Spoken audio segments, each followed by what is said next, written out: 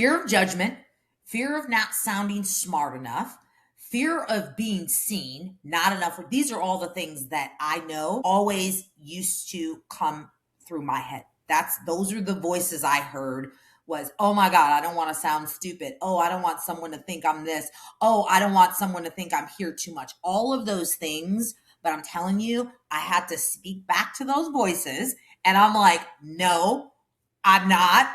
I'm not worried about that. So here's the thing. Visibility feels risky. And I thought that was visibility feels risky, but invisibility is expensive. I'm like, that is true if we really sit and think about it. Welcome to Lead Like a Girl, where we are empowering everyday women through our stories. I'm your host, Jessica Smith, and I began this journey by sharing my life story. Now, I've joined forces with my longtime friends, Jamie and Corlin, to keep this party going. We met many years ago as young sales girls in our 20s, driven and quickly rising to the top of our industry. As the years went on, life happened, and we all found ourselves in new companies and completely different industries, still striving for success in it all. Career, family, faith, fun.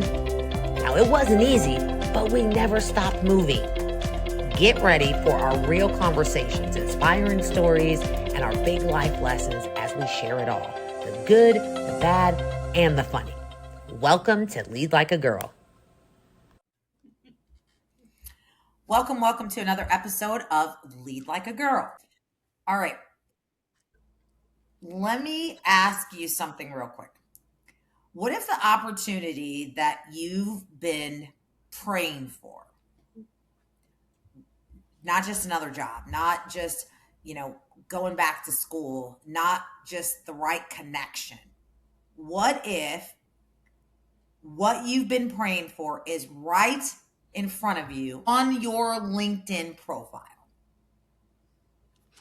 That seems like two completely different things. Like what I've been praying for and my LinkedIn. No, I'm saying as far as your career, we're thinking about if you're talking about your career, whether it's that business, whatever it is, some people say, well, I'm not looking for a job. I don't need to be on LinkedIn, right? Mm-hmm. Well, I would say I did not. So I did one of those things on LinkedIn where I said, I'm open to recruiters. And lo and behold, I have the best job I've ever had in my entire life because of that. Nice.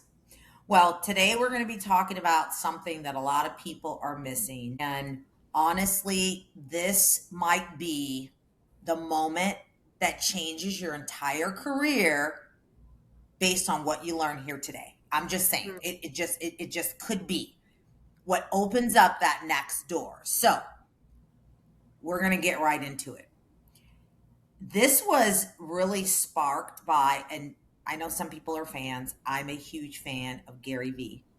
Are you guys fans?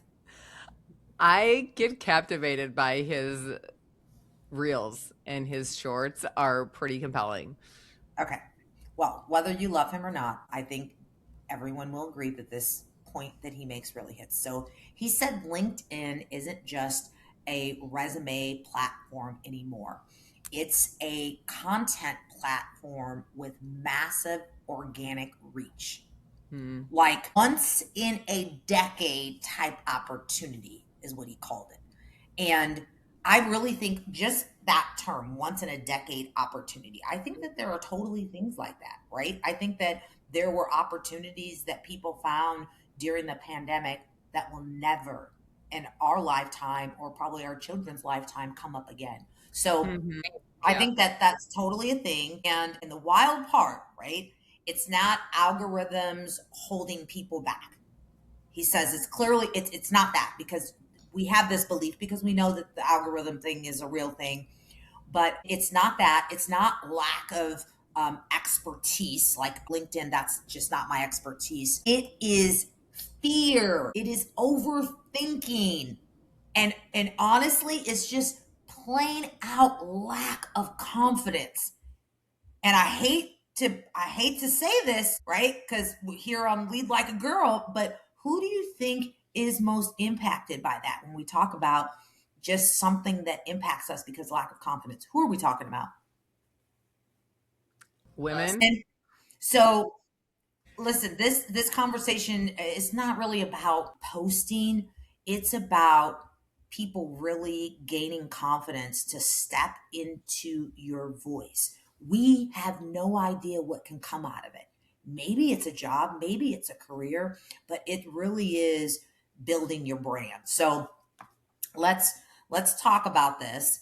And I want you guys to be honest. Do we What was the need to preface this by this is not a LinkedIn sponsored episode, but it could be? I was going to say, Jessica, are you Yes. getting paid for this? Right. No, I'm not being paid by anyone. Gary V, LinkedIn, anyone. Is that a thing? Because if it is, please contact me. DM me. We need to talk about this because there may be some more opportunities in the future outside of this episode. Thank you very much, Corlin. But here's my question. When was the last time either one of you actually posted on LinkedIn? I'm a LinkedIn poster a little bit, not a ton, but I probably in the last week. Okay. Same. I Jamie? just shared some stuff from Lead Like a Girl on LinkedIn a few days ago, maybe last week. And I just, now you'll probably get into this later, but I have found not just the job thing, but I found competitor information. I found former employees. I've found so many things on LinkedIn. So, Oh, okay. yeah. So Yeah. you found some. Now, when you think about all of your social media usage, where does LinkedIn fall in terms of priority? Hmm. It's down there.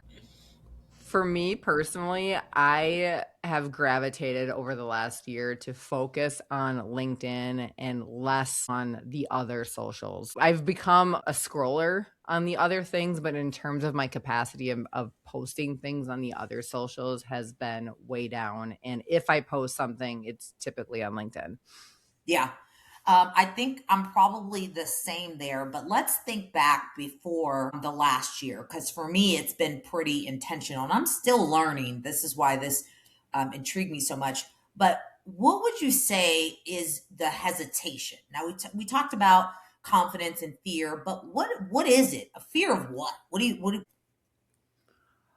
If we could go back even further about how like what LinkedIn was when we first hopped on it and what it is now, I think that there's been a change in what it is. Like to your point of what you started with is when I started getting on LinkedIn, it was because that was the a platform. It was like in my mind, it was like Indeed or something. It was just strictly a resume job finder type of a thing. And over the last few years, it's definitely morphed into the social media platform of business professionals. Would you agree?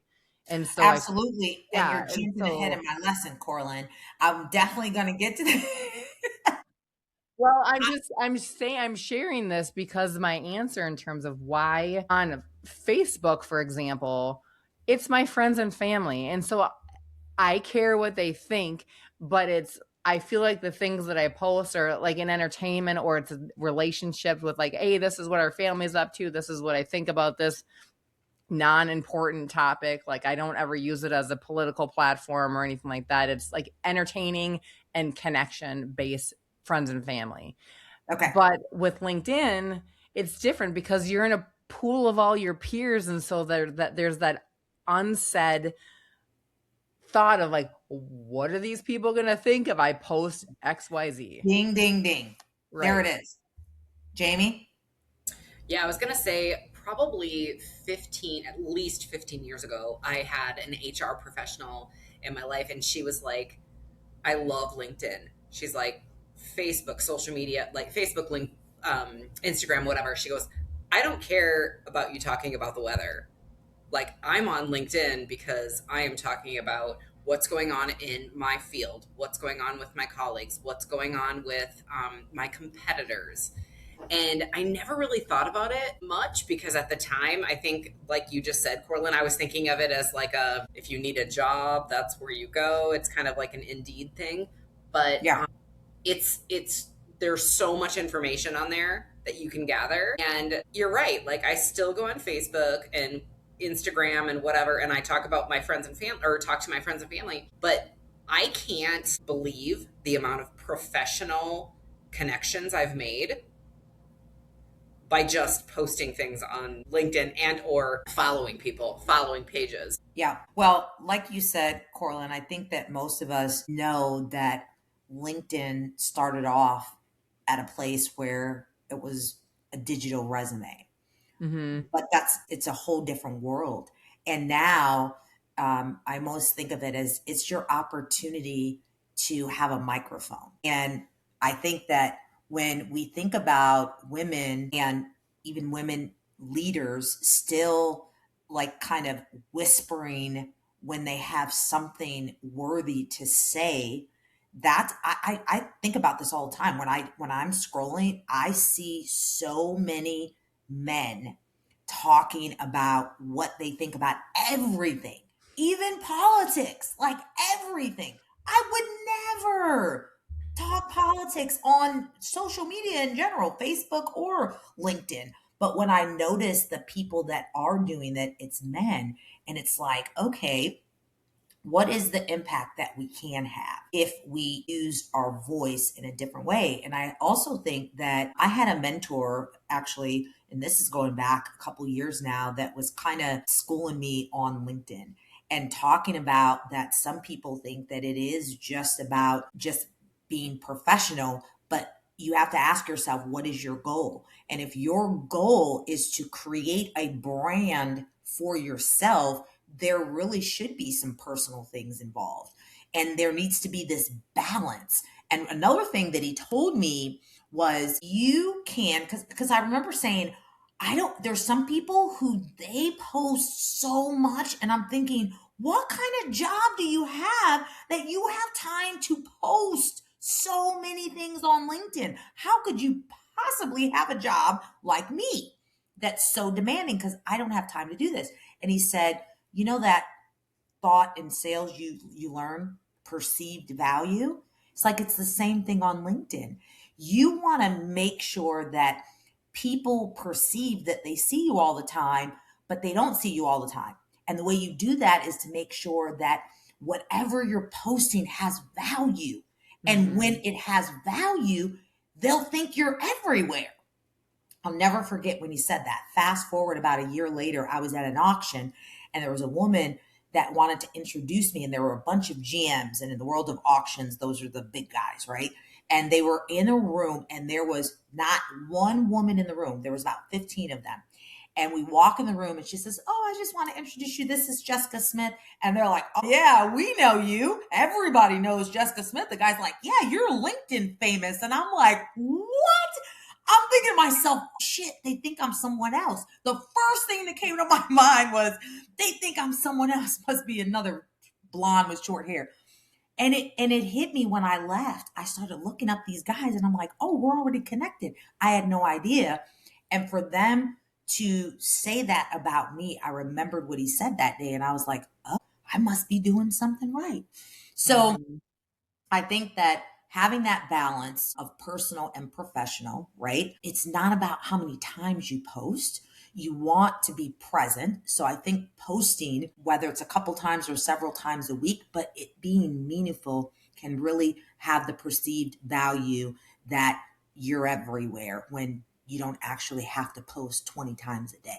So fear of judgment, fear of not sounding smart enough, fear of being seen, not enough. These are all the things that I know always used to come through my head. Those are the voices I heard was, oh my God, I don't want to sound stupid. Oh, I don't want someone to think I'm this. Oh, I don't want someone to think I'm here too much. All of those things. But I'm telling you, I had to speak back to those voices. And I'm like, no, I'm not. I'm not worried about that. So here's the thing, visibility feels risky. That's one of the things that he said. And I thought that was so, visibility feels risky, but invisibility is expensive. I'm Mm-hmm. like, that is true if we really sit and think about it. What do you guys think about that? Sorry, I am making notes. I know. Visibility feels risky, but invisibility is expensive. Yeah. I What is it? What you think? I do. I think that a couple things as you were talking. I love when you talked about just being present and like making it seem like you are everywhere. I think by simply following people that you respect and the things that they post and then reposting those things is one step closer to that, right? Because you don't have to come up with the content. You can repost what they've said that you agree with or you resonate with. And I like that in terms of just not spending a ton of time creating your own stuff, but yet staying relevant. Does that make sense? Yeah, Mm-hmm. and I'm glad you mentioned that because so I also learned something else about that, and that is you can like something, you can repost it, but it's more valuable when you bring your own thoughts, even if it's just one sentence that you repost it with your own thoughts. Yeah, Because exactly. again, adding your perspective really makes a difference, especially when it's different than the perspective of whatever was posted.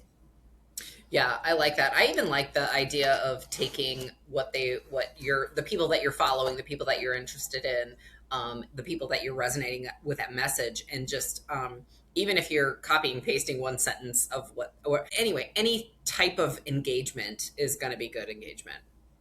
Yeah, Mm-hmm. absolutely. So this, I sit on the board of a local nonprofit here in our community, and I'm not even kidding you. This was 2, 3 weeks ago. The executive director wants to boost up our nonprofits exposure on LinkedIn. And she brought in for like the last 15 minutes of our board meeting a local expert who works at our local university who manages the university's LinkedIn page. So Hmm. he oversees alumni relations, and he came in and just to talk a little bit about his reach is that he has grown the alumni's LinkedIn presence by like thousands. I maybe even it was like 10,000 more connections in the little bit of time that he's been managing this. And Wow. so her point of bringing him in was to share the board with the board. I think so. The point, two couple points is one is that it's LinkedIn. You can use it for your own personal brand, but if you're connected to any kind of organization, that there is a process and a best practices to get the organizations that you want to promote out there more. And a couple of the things that he had said is that, to your point, Jessica, is that you need to like he was like sitting around the board, like everything that this executive director posts about this organization, there should be at least 20 likes because there's 20 people on the board, like bare minimum. That like that should be the thing. It's just like, and then from that, then obviously like you like it, you get a certain amount of exposure within your own network.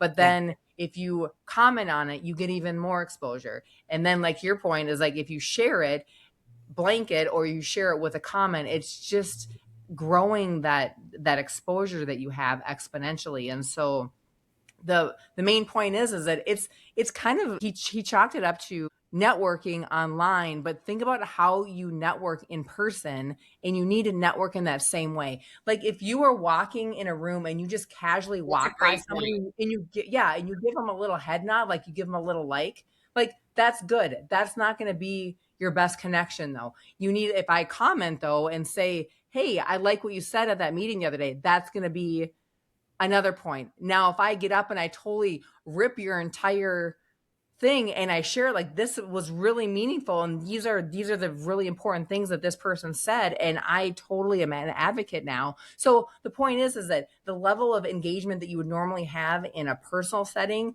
think of that in the LinkedIn setting, and that's what you want to lead with, and that's the kind of end game that you'll have depending on what kind of skin you're willing to put in the game. Yeah. Yeah. That's good. That's good. And see, this is timely. I didn't even know that you just had a little sneak peek of this Right? lesson. And I'm still learning. Listen, we have some great ladies on our board of WOCAN, and I'm learning a lot from them as well. So shout out to our social media and marketing gals because they're on it, and I'm always learning things from them as well. But here's the truth of the matter is that we all already have a brand, whether we realize it or not. Right? I'm always when I mentor young ladies, I'm like, whether you realize it or not, people say things about you when you're not in the room based on how they've experienced you. And that really is your brand. We are all shaping our brand every interaction that we have with someone. So this gives you the ability to actually shape your own brand, but there's something that's already there. And it's also an opportunity, and you guys know this is one of the reasons why we're here, is that it gives you an opportunity to tell your story. No one can tell your story like you can. So you have that opportunity to do that on LinkedIn, whether that is through that personal post that you make, or whether that's through the things that you like or the things that you're interested in. You're telling Mhm. your story all the way long. I had coffee with a guy maybe about a month ago, and in our coffee chat, he said, "You know, you posted something on LinkedIn, and I really want to thank you." And I didn't even remember what he almost said my post like verbatim. And I'm like, what? And he goes, and I was having a tough day. He goes, I woke up in the morning, I opened up my phone, and your post was the first thing that I saw on LinkedIn. And he goes, and I'm telling you, it made a difference for me. And this guy's a VP at Cox Communications. And I was like, what? That made my day. Talk about frustrating or overwhelmed or whatever. There was none of that. I was just like, thank you so much for saying that. So Uh-huh. that's another thing. You can make a difference. Doesn't matter if you have 100 followers or 100,000 followers. Someone's opening that thing up, and something that you say can make a difference. So Mhm. I love that. And I wanted to share that. But the next thing is stop waiting, start showing up. I wrote that down, and I was like, I don't know if that was a Gary V thing or if that was just my takeaway because I'm writing all these notes as I'm That reading sounds this. like a Jessica S thing. It could be. I just didn't want to. I didn't want Gary listening to this episode and then getting all crazy on me. But so many people are waiting to be discovered instead of becoming discoverable. I hear that all the time. We're all waiting. There's people that are waiting to be hired. So many people I talk to on the job market, and I'm telling you, when I was out there, I was on LinkedIn. I was having conversations. I was putting things out there. So there's a shift that happens when you stop being a consumer, when you stop consuming content and start creating the content. Mhm. You I you'll feel it. I love that you said that because just today I was in a training and someone was talking about essentially, when you're prospecting and you're kind of making those deposits, right? You're showing up, and Yeah. so I texted this to myself because I'm going to tell you now. She said, I'm not going anywhere. Basically saying, like, I'm not going anywhere. I'm going to be here. I'm going to continue to whatever. And I was thinking to myself, I am going somewhere. Like, I'm going a lot of places. Do you want to come with me? Mm. Mhm. Right? Instead of, I'm not going anywhere. I'm not going to, like, I'm still going to be here all the time. Just thinking about it in that different respect. Like you just said, like, are you a content creator or whatever? Like, but just saying, I'm going places. I want to take you with me. Yeah. Mhm. Yeah. No, I love that. Can you guys think of a recent post on LinkedIn that you were moved or touched by or encouraged by? Appreciate when people that I'm connected with do have like a healthy inspirational moment that shows that they're human. And so Mm. I can't think of the exact words, but I'm connected with someone here who has maybe kind of a similar role that I do at a different company. But historically posts are about business, about networking, different things like that. But he was sharing something really sweet that he noticed that his son did. And it was really complimentary because it was around the time when we were talking about having some more margin in our life and creating space for other things outside of business. He took it on in this, he took it to a point where he like happened to be sitting down and his son did this really sweet thing while they were having breakfast. And had he been rushing through life at his normal pace, he probably would have missed this interaction. But it Yeah. was sweet enough that he grabbed a photo and that he had this this post about it, and many people resonated with it because we're all in that little bit of that space. Those kind of points where it's, I think there is a little bit of a line, because there's been other posts where people post something. I'm like, that's like Facebook. Like, you should keep that. Oh my God. I Like, was just thinking that. you should keep that stuff on the other channels. But it was just enough of like a little hint of realism, a little hint of humanity, matched with like how he brings this into his professional life, if that makes sense. So it was a good balance of both. But I have seen other ones where it gets a little like, that's not really what this platform, in my opinion, is for. Yeah. Um, and I'm glad you said that, because I do think it's just like anything else, right? It's like, know your audience. I'm going to use it as, I'm not going to show up to every event in an outfit. It's just, there's some outfits that are just not appropriate for some outings. It's just that simple. And so it's the same thing with LinkedIn. So I want to encourage our ladies. There has been some things where I'm like, and yeah, that's more for so maybe Facebook or something like that. But again, just the thought that you are building a brand, okay? And there are times where I see someone where every time they post, they're always complaining, always griping, always. And I actually, now I've gotten to the point where I'm not a deleter. I've never deleted. I don't think I've ever deleted anyone in my life, but Same. I just scroll faster, because the energy when I read their posts is just like Debbie Downer. And so I don't know. I'm just saying, there's been times, I'm not talking about the times where people are vulnerable and they talk about a struggle that they had. I'm talking about that 9 out of your 10 posts are pretty negative, and you kind of just go too far. And I think it makes people think you may not be the right candidate if you are looking for a job, or we should always be looking for a job. That's probably just not the brand that you want to make for yourself. So I'm going to just leave Yeah, that that's there. fair. Yeah, I see it a lot. And again, I hate to say this, but when I see those posts, they're women. Why? Ladies, we got to stop, please. They are. So I'm going to move on.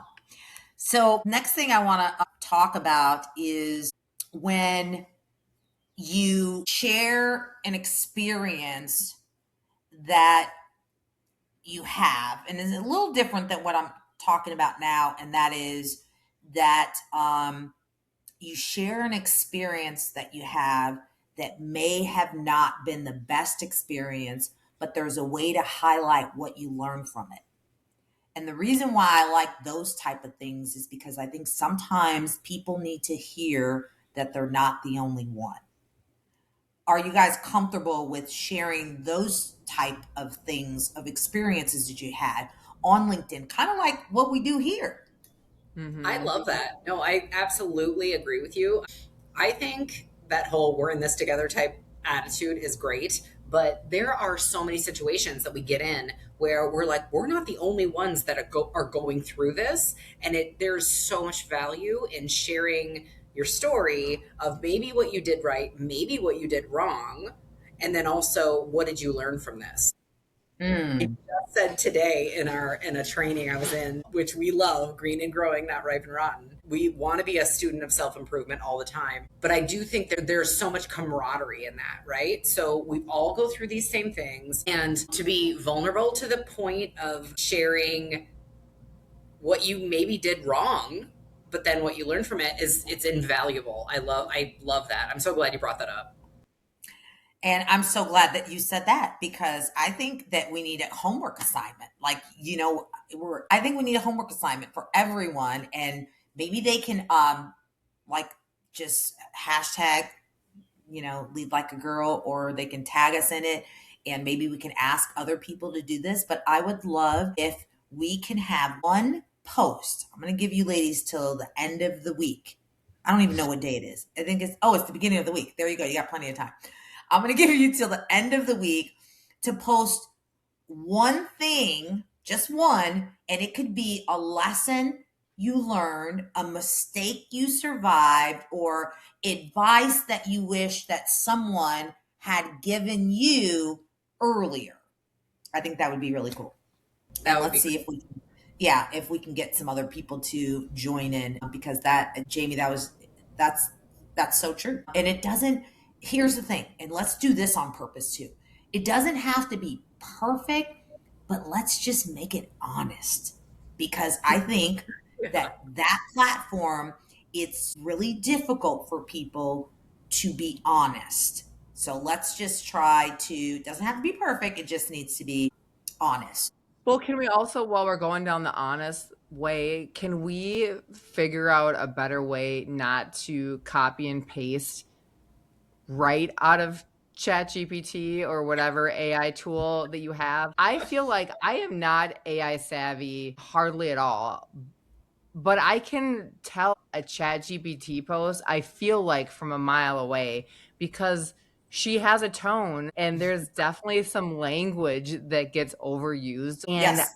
if I'm like 2 sentences in and I can feel like this is an AI, like I just scroll past it. So I would recommend be honest, but put your own voice into it, because that's what we really want to hear. Like, I don't Okay. want to hear the same jumbled up version of what's just out there. Like, I want to hear what Jessica has to say, and I want to hear what Jamie has to say. And I don't need it to be in this perfect little package that's there. Yeah. So I will say, as a person who uses AI every single day, in every single email and every single post, and this is how I feel. And it's funny because I've gotten feedback from people where they're like, I sit and stare at that and I'm like, is that AI? Is that AI? So again, that's what you want. If someone has to ask themselves multiple times, is it AI? That's what you want. So this is how I use it. Every single email, every single post, every single thought starts with my original writing. I think that in itself makes a big difference. Mhm. I will write it fast. I will write it honestly. I will write it. You will even maybe get some cuss words in there. That's how fast and honest I'm writing it. But what I then do is ask it. You know, you can ask it not to sound like AI. You can ask it not to use buzzwords. You can ask it not to be so formal. You can Right. ask it to write in your own voice or personality. And the more you use your AI, the more it will know what that means. So that's, for me, that's the next step. So now when it spits out whatever it spits out, to your point, Court, I still have one more step. And that one more step is to look at it and make sure it doesn't have those AI sounding words, or a word that it's like, I would never even use that word, right? Like, I don't even know what Right. that word means. What does that word mean? So that is the last. So it does take a little time, but I encourage people to use AI. I really do, because I Yeah, think and it I don't want to say there's nothing wrong with it, and I'm not going to say that I don't use AI. But it's just that, to your point, is use it, but make it sound like you, right. not a copy and paste version of whatever. Because I do think that there is some relatability when you are natural. Absolutely. Yep. And then, you can use AI, doesn't have to rewrite. It can just be a grammar tool or a spelling Correct. tool. So let's use it for that as well. So I would encourage that. Listen, we've talked about a lot of things. I really believe this. Your voice is not random. Your story isn't accidental, and your platform isn't optional. I feel like we all have our own story, one that God trusted us with. We all have our own experiences and lessons. And maybe it's time we start sharing a little more of that, because and this isn't just an opportunity on LinkedIn, it's an opportunity for all of us and how we show up. And I'm glad we had this conversation. What do we say? Visibility creates opportunity. but courage creates visibility. Like, let's not be Mm-hmm. so fearful of what people think, and let's show up and start really putting our brand out there, because you never know the opportunity that can come from it. So that's my takeaway. What do you ladies have? I know I just kind of sprung this conversation on you about 10 minutes before we record it. So thank you for your impromptu conversation. I'm going to say you should repeat what you said about visibility, because I feel like that's a new t shirt that we can provide on our website for swag. Would you say? We're gonna Say have it. to check the recording, because half the stuff that comes out. But visibility creates opportunity, Mm-hmm. There you go. but Visibility. courage creates visibility. See, I just, thank you. That's all I wanted. Just repeat yourself. That is my And I, takeaway. And Jamie's like, "That's my takeaway." right, right. And I think that the opportunity to use the social media platforms that we have to not only increase our brand, but create to help increase the exposure to things that we also care about is equally important. And to Right. understand, just to look at it through that lens of however you would network and promote things in person, is look through that lens of how you would do that. Yeah. It's similar on social Yeah. media. So and also it doesn't take that much effort to do Yeah, those things. Like because I you know think how much sometimes effort it Kim would. said, it's like, I don't have time for this. And I'm like, well, it's literally sometimes a minute or two. Right. And that was Think the point about of this how expert, was long. like, it doesn't take that much time. Think Yeah. about how long it would take you to work a room to talk to 100 people. Yeah. Right. Right. But I love that point, Corlin. Like, I love the point of just treating it the same way you would normally interact with people in real life. I think that's great. Yeah. Yeah. Be real. All right. Well, that's it, ladies. We're going to wrap this up. And this was a great conversation. I hope our listeners gained some information today that they did not have yesterday. And I hope to see more people building a brand on LinkedIn. You can find Lead Like a Also, Girl. our LinkedIn. That's exactly what I was just saying. I'm sorry. Continue. You Yes, in the can back. Can you continue with that really great point you had? you can find Lead Like a Girl on LinkedIn, and you can follow our page there on all social media, leadlikeagirllab.com. YouTube, you can subscribe and find us on Facebook and TikTok and Instagram and all of the things. So thanks again for listening, and reminder, we're here to just empower everyday women through our storytelling.